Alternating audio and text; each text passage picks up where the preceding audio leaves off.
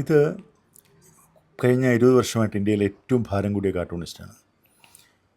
അപ്പോൾ ഇദ്ദേഹത്തെ വരയ്ക്കുന്നതിൽ എനിക്ക് വലിയ സന്തോഷമുണ്ട്. ഒരാളെ നിങ്ങൾക്ക് പരിചയം ഉണ്ടാവില്ല, എനിക്ക് ഉറപ്പാണ്. ഇത് വരയ്ക്കുന്നത് ഐപാഡിലാണ്. ഞാനിപ്പോൾ ഞാൻ കുറേ വർഷങ്ങളായിട്ട് വരച്ചുകൊണ്ടിരുന്നത് പേപ്പറിലാണ്. ഇപ്പോൾ കഴിഞ്ഞ 4-5 കൊല്ലമായിട്ട് ഇതിൽ വരയ്ക്കുന്നു. ഇതിൻ്റെ ഒരു ഗുണം എന്താ വെച്ചിട്ടുണ്ടെങ്കിൽ ഐപാഡിൽ നമുക്ക് ജീവിതത്തിൽ ഒരു സംഗതിയും അൺഡു ചെയ്യാൻ പറ്റില്ല, മാറ്റാൻ പറ്റില്ല. ഇതിനകത്ത് നമുക്ക് 2 വിരലുകൊണ്ടൊന്ന് കുത്തിക്കഴിഞ്ഞാൽ ആ വരച്ച ലാസ്റ്റ് ലൈൻ മാറ്റാൻ പറ്റും. അപ്പോൾ അങ്ങനെ ഒരു വലിയൊരു ഗുണമുണ്ട് ഇതിനകത്ത്. നമുക്കിന്ന് ചെറുതായിട്ട് കളർ ചെയ്യാൻ വേണമെങ്കിൽ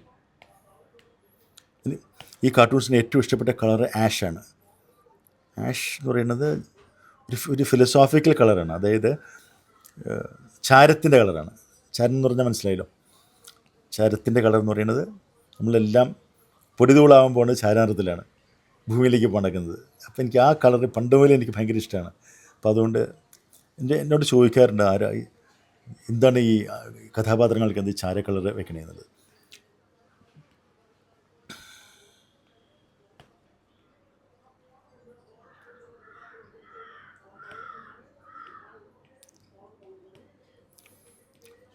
വളരെ വൃത്താകൃതിയിലുള്ള മുഖമുണ്ട് ഈ കാർട്ടൂണിസ്റ്റിന്. ഇത്രയും വൃത്താകൃതിയിലുള്ള മുഖം മറ്റൊരാൾക്ക് ഞാനിതുവരെ കണ്ടിട്ടില്ല. പെർഫെക്റ്റ്ലി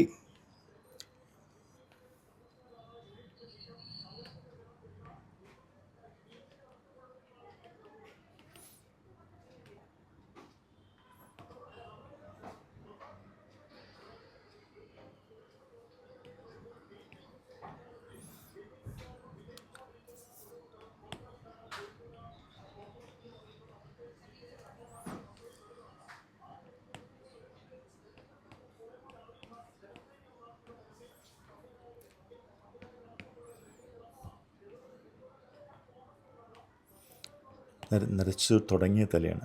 ഒരു കാലത്ത് ധാരാളം മുടിയുണ്ടായിരുന്നു. അപ്പോൾ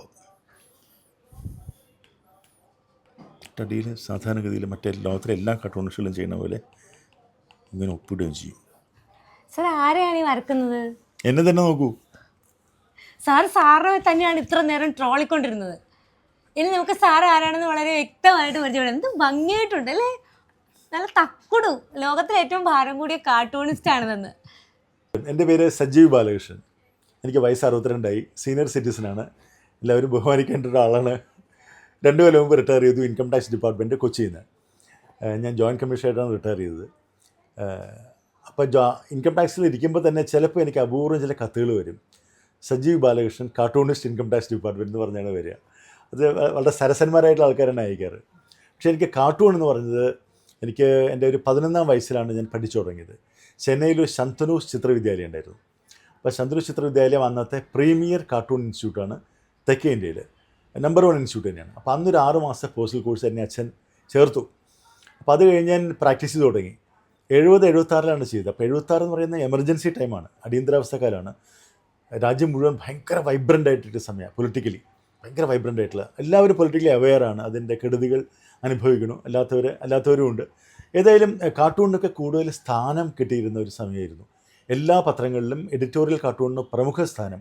3 കോളം 4 കോളത്തിലൊക്കെ ഉദ്ദേശം ക്വാർട്ടർ പേജിൽ വരെ കാർട്ടൂൺസ് വന്നിരുന്നു.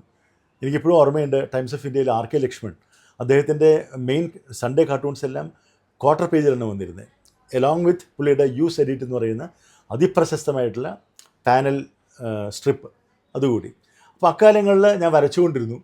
പിന്നെ അന്ന് ഈ കാർട്ടൂണിസ്റ്റുകൾക്ക് ഒരു റിച്വലുണ്ട്. അതായത് എന്ന് വെച്ചിട്ടുണ്ടെങ്കിൽ കാർട്ടൂൺ വരയ്ക്കാൻ അറിയാമെങ്കിൽ നമ്മൾ അവിടുത്തെ പ്രമുഖ വാരികൾക്ക് അയച്ചു കൊടുക്കുക. അപ്പോൾ അവരുടെ അംഗീകാരം നേടണം. അപ്പോൾ കാർട്ടൂണുകൾ അതിൽ പ്രത്യക്ഷപ്പെടും. അത് കഴിഞ്ഞ് ചിലത് തിരിച്ചു വരും. എന്നെ സംബന്ധിച്ചിടത്തോളം ഞാൻ അന്നത്തെ എല്ലാ വാരികൾക്കും കാർട്ടൂൺസ് അയച്ചിരുന്നു. പിറ്റേ ദിവസത്തെ എല്ലാം തിരിച്ചു വരുമായിരുന്നു.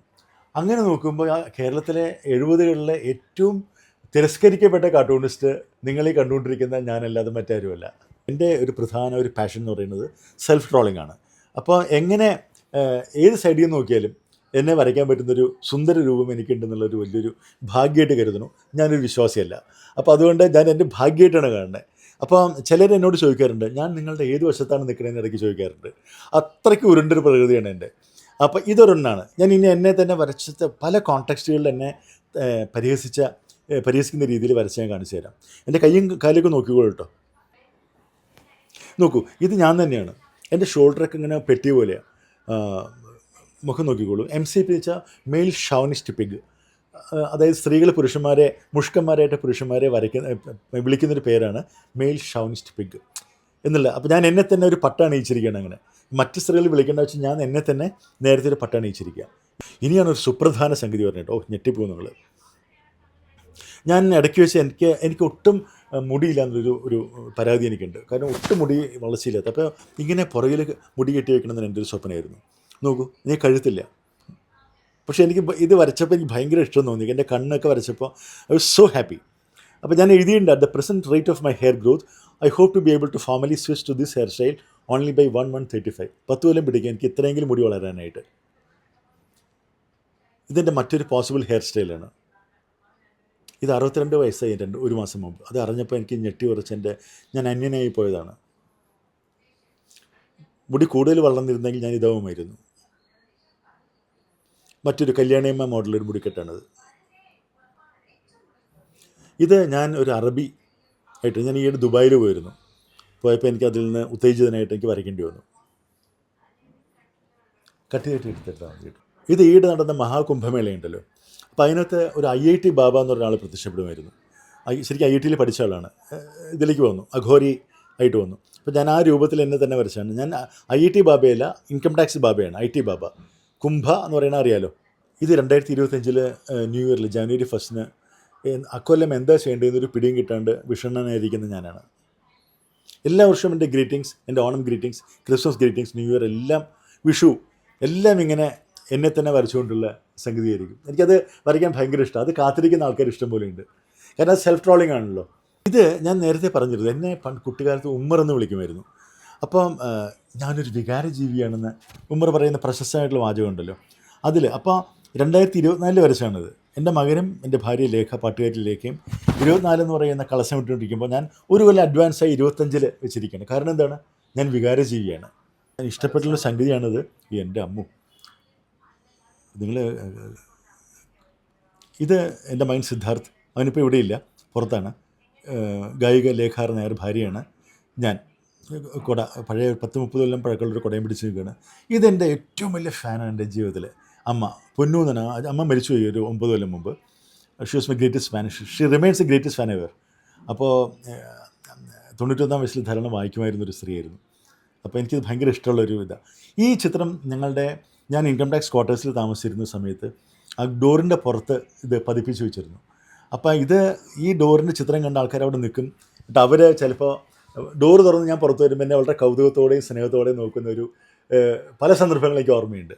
അതാണ് ഈ കാരിക്കേച്ചറിൻ്റെ പ്രസക്തി. നമ്മൾ പെട്ടെന്ന് ലൈക്കബിളാവും. നമ്മളെ തന്നെയാണല്ലോ പരിഹസിക്കുന്നത്. ഇത് ലേഖ ഗായികയാണ്. ലേഖയ്ക്ക് 2 വർഷം റേഡിയോ മിർച്ചിയുടെ ബെസ്റ്റ് ഫീമെയിൽ പ്ലേബാക്ക് മലയാളത്തിൽ അവാർഡ് കിട്ടിയിട്ടുണ്ട്.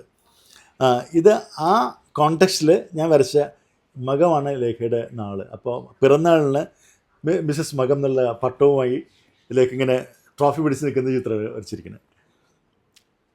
കാരണം വളരെ അംഗലാവണ്യമുള്ള ധാരാളം പെൺകുട്ടികൾ പുറകിലുണ്ട്. പക്ഷെ അവരെല്ലാം വെട്ടിച്ചുകൊണ്ട് അംഗലാവണ്യം അത്രയില്ലാത്ത ഭാര്യയ്ക്ക് കിട്ടിയിരിക്കുകയാണ്. ഇത് നോക്കിയോളൂ. ഞാൻ കാർട്ടൂൺസ് വരയ്ക്കുമ്പോൾ എൻ്റെ അടിയിൽ എഴുതും ഒന്ന് കുറച്ചുകൂടി അത് എക്സ്പാൻഡ് ചെയ്യാനായിട്ട്.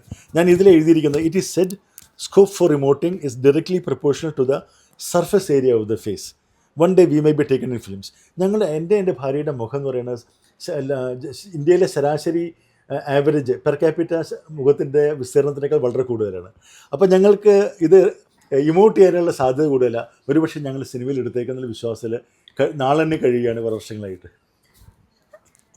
അപൂർവം ചില സന്ദർഭങ്ങളിൽ ഞാൻ അന്യഗ്രഹ ജീവിയാണെന്ന് എനിക്ക് തോന്നാറുണ്ട്. അപ്പം ഞാനിങ്ങനെ ഇത് നോക്കൂ, പട്ടിയൊക്കെ പേടിച്ചിരിക്കുക. ഇങ്ങനെ ജീവിയെ പട്ടി കണ്ടിട്ടില്ല. നോക്കൂ, ഈ കാർട്ടൂൺ നോക്കൂ. ഇത് ഒരു ഫാമിലി കാരിക്കേച്ചറാണ്. എൻ്റെ അമ്മയ്ക്ക് 3 സഹോദരിമാരാണ്. എല്ലാവരും പൊക്കക്കുറവുള്ള ആൾക്കാരാണ്. അപ്പോൾ ഇത് നല്ല ഛായയിൽ വന്നിട്ടുമുണ്ട്. ഇതുപോലെ തന്നെയാണ്. എൻ്റെ അമ്മയെ നേരത്തെ കണ്ടല്ലോ. അപ്പോൾ കനകം, ലീല, രാധ, പൊന്നു 4 പേരാണ്. വായിച്ചോളൂ കേട്ടോ. പൊക്കത്തിൻ്റെ ശരീരത്തിൽ നീളത്തിനെക്കുറിച്ചുള്ളൊരു തർക്കമാണ്. അവസാനം എൻ്റെ അമ്മ അവസാനം ആ തർക്കത്തിന് അറുതി വരുത്തുകയാണ്. എല്ലാവരും ക്ഷമിക്കണം, ഞാൻ 5-6. ഈ 5-6 ഉദ്ദേശം ഒരു 2 അടിയോളം കുടുമയുടെ നീളം തന്നെയുണ്ട്. പക്ഷെ അമ്മ സമ്മതിക്കില്ല അത്. ഞാൻ നേരത്തെ പറഞ്ഞല്ലോ എൻ്റെ വിശേഷാവസരങ്ങളെല്ലാം കാർട്ടൂണാക്കുമെന്ന് പറഞ്ഞല്ലോ. ഇത് ഹാപ്പി ന്യൂ ഇയർ ഏത് വർഷമാണെന്ന് എനിക്കറിയില്ല. അപ്പോൾ അതിൽ വരയ്ക്കണതാണ്. ഒരു പ്രതിമ പോലെ ഒരു വലിയ കല്ലിൻ്റെ പുറത്ത് കയറി എന്നിട്ട് ആൾക്കാരെല്ലാവരും സന്തോഷവാന്മാരാണ്. എല്ലാവർക്കും പുതിയ വർഷത്തെക്കുറിച്ച് പ്രതീക്ഷയുണ്ട്. ഞാൻ കുറച്ച് വിഷണ്ണനാണ് എങ്കിലും ഞാൻ എൻ്റെ കാർട്ടൂണുകളിൽ വളരെ കുറച്ച് മാത്രം ടെക്സ്റ്റ് എഴുതണമെന്ന് വിചാരിക്കുന്ന ഒരാളാണ്. കാർട്ടൂണിൻ്റെ ഐഡിയൽ കാർട്ടൂൺ ഒരു 90% ഡ്രോയിങ്ങും 10% ടെക്സ്റ്റേ പാട്ടുള്ളൂ എന്ന് വിശ്വസിക്കുന്ന ആളാണ്. ഇതിൽ കുറച്ച് അധികം എഴുതിപ്പോയി. കാരണം അന്ന് ആ ദിവസം കുറച്ച് മുമ്പാണ് ഞാൻ മിന്നൽ മുരളി കാണാനിടയത്. അപ്പോൾ വൈക്കത്തൂരിൻ്റെ പുറത്ത് മിന്നൽ മുരളി ഇരിക്കുക. മടിച്ചു നിന്നിട്ട് ഇനി കാര്യമില്ല, ലോകത്തെ ഉടനടി രക്ഷിച്ചേ മതിയാകുമെന്ന് ഞാൻ പറയാം. അപ്പോൾ എൻ്റെ ഭാര്യയും മകനും കഷ്ടമല്ലേ അമ്മേ എന്ന് പറയും, മഹാകഷ്ടം. അപ്പോൾ ഇവർ വിചാരിക്കുന്നത് എനിക്ക് എത്ര നല്ല തലയ്ക്ക് നല്ല സുഖമില്ലാതെ ഇരിക്കുക. ഞാൻ ഇങ്ങനെയാണ് എൻ്റെ ഫിലോസഫി കൊണ്ടുപോകുന്നത്. ഞാൻ എന്നെ തന്നെ പരിഹരിച്ചുകൊണ്ടുള്ള കണ്ടിന്യൂസ്ലി പരിഹരിച്ചുകൊണ്ടുള്ള ഒരു ട്രാക്കാണ് എനിക്കത് ഭയങ്കര ഇഷ്ടമാണ്. ഈ ഉദ്ദേശം ഒരു അടുത്തൊരു 80 കൊല്ലത്തോളം എനിക്കിപ്പോൾ എന്നെ തന്നെ പരിഹരിക്കാനുള്ള സ്കോപ്പ് ഇപ്പോഴേ തന്നെയുണ്ട്. ഞാൻ 2083 മരിക്കുക. അപ്പോഴേ എനിക്ക് 120 വയസ്സാവുള്ളൂ. അതുവരെ ഞാൻ വരച്ചുകൊണ്ടിരിക്കും. ഇത് ക്രോസ് ഡ്രസ്സിംഗ് ആണ്. ലേഖ എൻ്റെ ഷർട്ടും ലേഖയുടെ സാരിയും ഞാനും എടുത്തിരിക്കുന്ന ഭവാൻ വളരെ ബഹുമാനത്തോടുകൂടി ഭാര്യനെ വിളിക്കുന്നു, ഭഗവതിയെ ഞാൻ വിളിക്കുന്നു. 25 years of toon and tune. Toon and tune എന്നാണ് എൻ്റെ വീട്ടുപേര്. ടൂൺ എന്ന് പറയുന്നത് കാർട്ടൂണിൻ്റെ ടൂണും ട്യൂൺ എന്ന് പറയുന്നത് സംഗീതവും. അപ്പോൾ അങ്ങനെ വളരെ വിചിത്രമായിട്ടുള്ള പേരാണത്. ടൂൺ ആൻഡ് ട്യൂൺ തൃപ്പൂണിത്തുറ എന്ന് പറഞ്ഞാൽ കത്തിവിടെ കിട്ടും.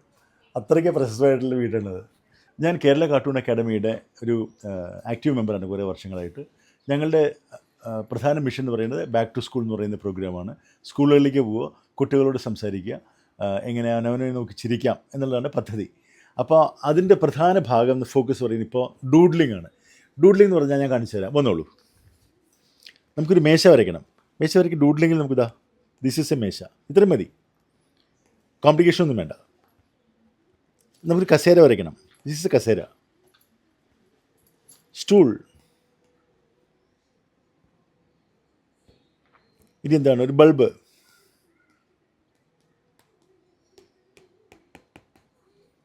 ഹോൾഡർ വയ്ക്കാം. നിങ്ങൾ പറയും ഇനി എന്ത് വേണം?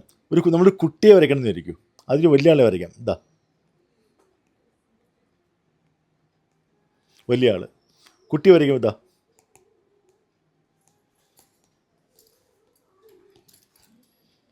ഇങ്ങനെ വളരെ സിമ്പിളായിട്ട് കോംപ്ലിക്കേഷൻ ഇല്ലാണ്ട് വരയ്ക്കുക എന്ന് പറയുന്ന ഒരു പദ്ധതിയാണ് ഡൂഡ്ലിംഗ്. സാധാരണ ഇൻകം ടാക്സിലൊക്കെ വർക്ക് ചെയ്യുന്നവരെന്ന് പറഞ്ഞാൽ നമ്മൾ അവരെയൊക്കെ വലിയ ഗൗരവക്കാരായിട്ടൊക്കെയാണ് കാണുന്നത്, തല പുകഞ്ഞ് നടക്കുന്ന ആൾക്കാരായിട്ടാണ്. സാറ് അതിപ്പോ നിങ്ങൾക്ക് കേട്ടപ്പോൾ തന്നെ മനസ്സിലാകും, സാറ് ഭയങ്കര സരസനാണ്. അപ്പൊ ഈ ഇൻകം ടാക്സ് ഡിപ്പാർട്ട്മെന്റിൽ എങ്ങനെയൊക്കെ സാറിനെ സപ്പോർട്ട് ചെയ്തിട്ടുണ്ട്? പറഞ്ഞത് ശരിയാണ്. കാരണം വളരെ ടഫ് ഡിപ്പാർട്ട്മെൻ്റായിട്ടാണ് ആൾക്കാരുടെ മനസ്സിൽ ഇൻകം ടാക്സ് ഡിപ്പാർട്ട്മെൻറ്റ്. മാത്രമല്ല വളരെ നമ്മൾ ഹെവി സബ്ജക്റ്റ് കൈകാര്യം ചെയ്യുന്ന ഡിപ്പാർട്ട്മെൻറ്റാണ്. നമ്മൾ കാണുന്ന ആൾക്കാരും അതുപോലെയുള്ള ആൾക്കാരാണ്. പക്ഷേ അതിനകത്ത് കുറച്ച് സാരസ്യം വേണമല്ലോ. അപ്പോൾ ഞാൻ അങ്ങനെ ഒരു പെട്ടെന്നൊരു ദിവസം ഡിപ്പാർട്ട്മെൻറ്റിൽ അവതരിക്കുകയായിരുന്നു ഞാൻ കാർട്ടൂണിസ്റ്റിൻ്റെ രൂപത്തിൽ. അപ്പോൾ ഞാൻ കാർട്ടൂൺസ് വരച്ചുകൊണ്ടിരുന്നു. അപ്പോൾ കാർട്ടൂണിസ്റ്റ് ഞാൻ വരുന്ന സമയത്ത് 88 ഇൻകം ടാക്സ് ഡിപ്പാർട്ട്മെൻറ്റിൽ കേരളത്തിൽ കാർട്ടൂണിസ്റ്റായിട്ട് ആരുമില്ല. അല്ല, കാർട്ടൂണിസ്റ്റിൻ്റെ തസ്തികയില്ല ഒരിക്കലും ഒരു ഡിപ്പാർട്ട്മെൻറ്റിൽ. ഞാൻ പറഞ്ഞ അങ്ങനെ വരച്ചുകൊണ്ടിരുന്ന ആരുമില്ല. അപ്പോൾ ഞാൻ നോക്കിയപ്പോൾ അവർ നോക്കിയപ്പോൾ ശരിയാണ്, ഒരു തടിയുണ്ട്, ഒരു 100 കിലോ ഉണ്ട്, വരയ്ക്കുകയും ചെയ്യും. അപ്പോൾ ഗംഭീരമായി. പൊതുവേ ഗൗരവത്തിനൊരു പിരിമുറുക്കൊന്ന് കുറയ്ക്കാൻ ഒരു ചാൻസായി എന്ന് സീനിയർ ഓഫീസേഴ്സും വിചാരിച്ചിട്ടുണ്ട്. പക്ഷേ പിൽക്കാലത്ത് നമ്മൾ പൊളിറ്റിക്കൽ കാർട്ടൂൺസ് വരച്ചിരുന്നില്ലല്ലോ, ഞാൻ നേരത്തെ പറഞ്ഞല്ലോ, കാരിക്കേച്ചറാണ് വരച്ചിരുന്നത്. പക്ഷേ publicity directorate of CBDT, central board of direct taxes Delhi, അവർ എന്നെ ഞാൻ 23 ഒക്ടോബറിൽ റിട്ടയർ ചെയ്യുന്നവരെ ഒരു 10 കൊല്ലത്തോളം 13 കൊല്ലത്തോളം അവരെന്നെ ഇന്ത്യയിൽ അങ്ങോളം ഇങ്ങോളം ഓൾ ഇന്ത്യ ഇൻ്റർനാഷണൽ ട്രേഡ് ഫെയറിനും അതർ ട്രേഡ് ഫെയർസിനും കൊണ്ടുപോകാറുണ്ട്. അപ്പോൾ ആ സമയത്ത് എൻ്റെ പണിയെന്ന് വെച്ചിട്ടുണ്ടെങ്കിൽ ഇൻകം ടാക്സ് പറയലോ അഡ്വൈസ് ചെയ്യലോ അല്ല, വരയ്ക്കലാണ്. അപ്പോൾ ഡിഗ്നിറ്ററീസ് വിസിറ്റേഴ്സ് വരുമ്പോൾ ഞാൻ വരച്ചു കൊടുക്കും. അവർ ഫ്രെയിം ചെയ്ത് കടലാസിൽ കൊടുക്കും, ഡിസൈനർ കടലാസിൽ കൊടുക്കും. അപ്പോൾ അവർക്ക് ഭയങ്കര കൗതുകമാണ്. ഇൻകം ടാക്സ് ഡിപ്പാർട്ട്മെൻറ്റിൽ ഇങ്ങനെയും അല്ലെങ്കിൽ there are people in the department who can still make you laugh എന്നാണ് അവർ വിചാരിക്കുന്നത്. അല്ലെങ്കിൽ നമ്മളെല്ലാം ഭയങ്കര മുഷ്കൻ ഉണ്ടക്കണ്ണും തീ കണ്ണുകളായിട്ടുള്ള ആൾക്കാരായിട്ടാണ് ഗണിക്കുന്നത്. പക്ഷേ ഞാൻ അങ്ങനെയല്ല, കണ്ണുണ്ടേ പോയെന്ന് മാത്രമേ ഉള്ളൂ. പക്ഷേ ബേസിക്കലി ഞാൻ വളരെ സിമ്പിളായിട്ട് ചിന്തിക്കുന്ന ആളാണ്. കാരണം അതിൻ്റെ പുറകിലെ ഫിലോസഫി ഞാൻ പറഞ്ഞു, ലൈഫ് ഈസ് സോ ഫ്രജൈൽ. ഇന്നോ നാളെയോ നിലയ്ക്കാണ് നമ്മളെല്ലാവരും ജീവിച്ചു പോകുന്നത്. 100 കൊല്ലത്തിനപ്പുറം ഞാനും നിങ്ങളും ഓർക്കപ്പെടുകയില്ല. Will be totally forgotten. സാറിന് ഏറ്റവും ഇഷ്ടപ്പെട്ട ഒരു കാർട്ടൂണിസ്റ്റ് ഒരു കാർട്ടൂണിസ്റ്റ് അല്ല, പല കാർട്ടൂണിസ്റ്റുകളുണ്ട്. ഉണ്ട്? ഞാൻ പറയണത് മലയാളത്തിലെ ഏറ്റവും മികച്ച കാർട്ടൂണിസ്റ്റ്, ഒരു പത്മശ്രീ അർഹിച്ചിരുന്ന കാർട്ടൂണിസ്റ്റ് എന്ന് പറയുന്നത് ടോംസാണ്. ടോംസിൻ്റെ ഒരു കാർട്ടൂണിസ്റ്റ് എന്ന നിലയ്ക്ക് മാത്രമല്ല, നമ്മളെ വായനയിലേക്ക് കൊണ്ടുവന്ന ഒരാൾ. ഇപ്പോഴും വാരികകൾ പുറകെ നിന്ന് മുമ്പിലേക്ക് മറിച്ച് നോക്കുന്ന ശീലം 10,000-കണക്കിന് ആൾക്കാരിലുണ്ടെങ്കിൽ അതിൻ്റെ കാരണം ടോം സാറിന് എന്ന് ഞാൻ പറയും. ആ രീതിയിൽ മാത്രമല്ല, അദ്ദേഹത്തിൻ്റെ ഫ്രെയിംസ് എല്ലാം ഭയങ്കര ബഹളമാണ്, ഡൈനാമിക്കാണ്, സ്റ്റാറ്റിക് അല്ല. പിന്നെയുള്ളത് മലയാളത്തിലെ പൊളിറ്റിക്കൽ കാർട്ടൂൺസിനെ ഇഷ്ടപ്പെടുന്ന ഒ വി വിജയൻ. വളരെ പ്രൊഫറ്റിക് ആയിട്ടുള്ള, ഭയങ്കര ധാരണയും ധിഷണയുള്ള ഒരു മനുഷ്യനാണ്. ഇംഗ്ലീഷ് കാർട്ടൂൺസിൽ R K Laxman, Times of ഇന്ത്യയിൽ, അബു ഇബ്രഹാം, മലയാളി അബു ഇബ്രഹാം, മാരിയോ മിറാൻഡ, ഫൺ കണ്ടൻറ്റിൻ്റെ ഇതിൽ. ഇതാണ് എനിക്ക് പെട്ടെന്ന് ഓർക്കാവുന്നത്. ഇഷ്ടംപോലെ ആൾക്കാരുണ്ട്, പക്ഷേ ഇതാണ് നമ്മൾ എല്ലാവരും നമ്മൾ ക്രേവ് ചെയ്യുന്ന, ബഹുമാനിക്കുന്ന ആൾക്കാരാണ്.